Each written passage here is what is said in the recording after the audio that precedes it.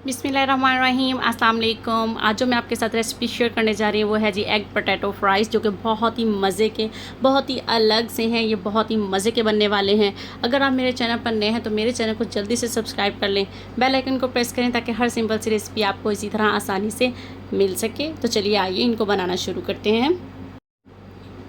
तो यहाँ मैंने लिए हैं जी 4 आलू। 4 आलू से हम फ्राइज़ बनाएंगे। यहाँ पर सबसे पहले हम इनका छिलका उतार लेंगे।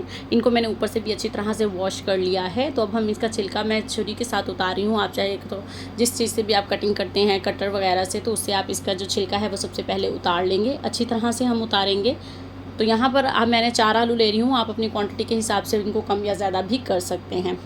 तो अच्छी तरह से सारे आलू पहले छील लेंगे। तो आलू देखिए मैंने यहाँ पर इनको छील लिया है अच्छी तरह से। अब हम इनको कटिंग करेंगे।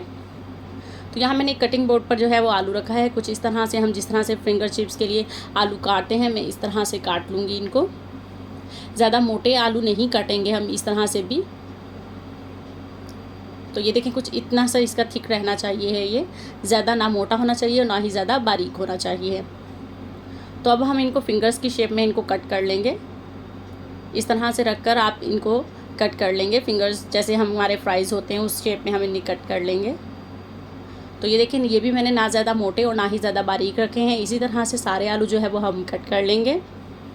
तो यहाँ पर देखें जो सारे फ्राइज़ हैं वो मैंने कट कर लिए हैं। आप देख सकते हैं कुछ इस तरह से इतने ज़्यादा थिक मैंने रखे हैं, ना ज़्यादा बारीक हैं, ताकि अच्छी एक लेयर सी इनके ऊपर लग सके। तो सारे आलू जो हैं वो मैंने अब कट कर लिए हैं। इनको अब हमें इन्हें वॉश करना है। तो इसके लिए मैं ये पानी लूँगी। सबसे पहले एक बाउल में हम पानी ले लेते हैं। तो यहाँ देखिए बाउल में मैंने पानी डाल लिया है। तो अब मैं इसके अंदर डाल रही हूँ ये हमारे कट किए हुए सारे फ्राइज़, क्योंकि इसका जितना भी एक्स्ट्रा स्टार्च है हमें वो ख़त्म करना है। तो 4 से 5 पानी से हम इसको अच्छी तरह से निकाल लेंगे, ताकि इसका जितना भी एक्स्ट्रा स्टार्च है वो निकल जाए। वाइट पानी जो है इसका, ये देख रहे हैं आप, इस तरह से निकल रहा है। सारी माइल सी स्ट्रेस सा अच्छी तरह से हमें इसको वॉश कर लेना है। तो यहाँ देखिए मैंने अच्छी तरह से इनको वॉश कर लिया है। इसको मैंने अब एक स्ट्रेनर में निकाल दिया है, ताकि एक्स्ट्रा जो पानी है वो इस तरह से निकल जाए।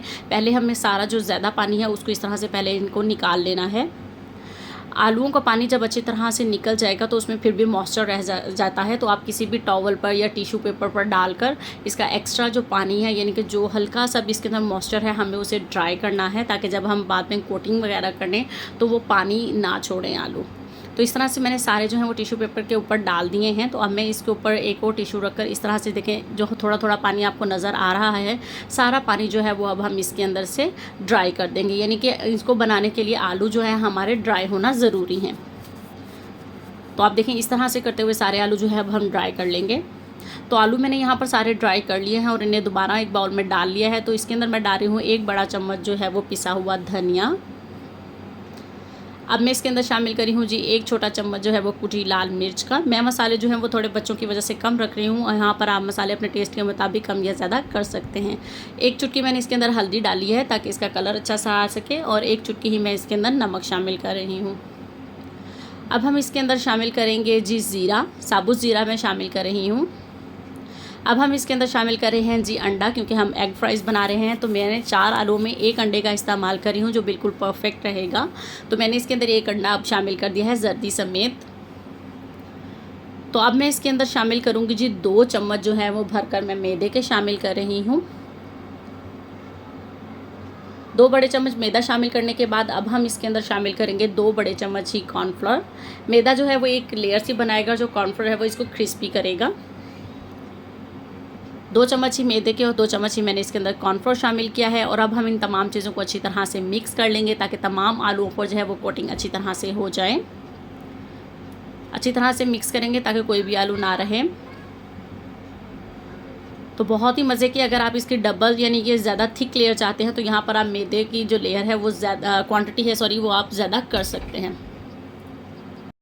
तो यहाँ पर देखें जी कोटिंग जो है वो अच्छी तरह से हो गई है सारे आलूओं पर। यहाँ पर आप देख सकते हैं जो मसाला मैंने लगाया है, जो अंडा है, जो मैदा है, हर चीज़ जो है वो आलू के ऊपर अच्छी तरह से लग चुकी है।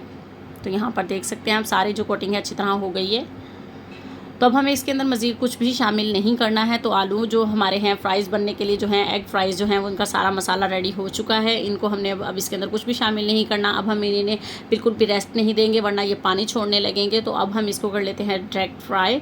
यहाँ पर ऑयल जो है वो मैंने मीडियम फ्लेम पर रखा हुआ है गर्म होने के लिए। तो ऑयल का टेम्परेचर जो है वो बिल्कुल परफेक्ट है। तो अब मैं इसके अंदर डाल दूँगी हमारे तैयार किए हुए फ्राइज़। तो अब मैं इसके अंदर फ़िलहाल थोड़े शामिल करूँगी। तो यहाँ देखिए अब मैंने फ्राइज़ इसके अंदर डाल दी हैं। 2 मिनट के बाद हम इसको फोक की मदद से या किसी भी स्पून की मदद से इसकी साइड को चेंज करेंगे। यहाँ देखिए 2 से 3 मिनट हो चुके हैं, तो आप देख सकते हैं कि ऑयल हमारा बिल्कुल क्लीन है। कोई भी हमारी जो कोटिंग इसके ऊपर की थी वो अलग नहीं हुई है। हमारे जो फ्राइज़ हैं वो यहाँ पर अच्छे से फ्राई हो रहे हैं। तो अब यहाँ देखिए इनकी साइड को अब हम चेंज कर रहे हैं।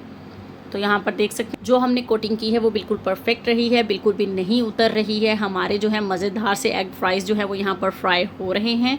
इनको हम अच्छा सा एक खूबसूरत सा कलर देने के लिए अब जो फ्लेम है वो मैंने हाई कर दिया है।